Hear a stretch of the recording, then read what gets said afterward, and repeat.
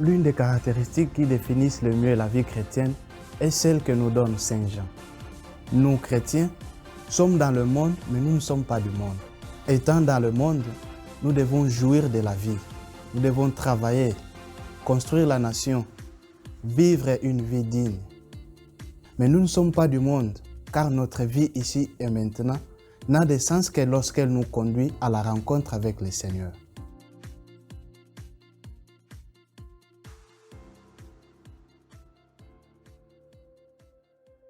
Après avoir confessé que Jésus est le roi de l'univers, nous commençons aujourd'hui le temps de l'Avent, temps de préparation et d'attente de la rencontre avec le Seigneur.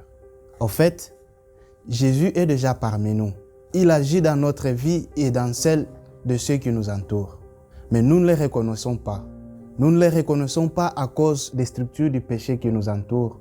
Nous ne les reconnaissons pas à cause de l'injustice de cette société d'exclusion, de violence et de division. Nous ne reconnaissons pas le Seigneur à cause de l'égoïsme dans lequel nous baignons de plus en plus. C'est pourquoi Jésus, à travers l'évangile de Saint Matthieu, nous invite à être prêts, à être vigilants. Nous devons être vigilants afin que ces structures de péché ne continuent pas à envahir le cœur de l'homme. Si nous, chrétiens, nous ne sommes pas du monde, c'est justement parce que nous ne nous conformons pas à ces structures qui déshumanisent la dignité humaine.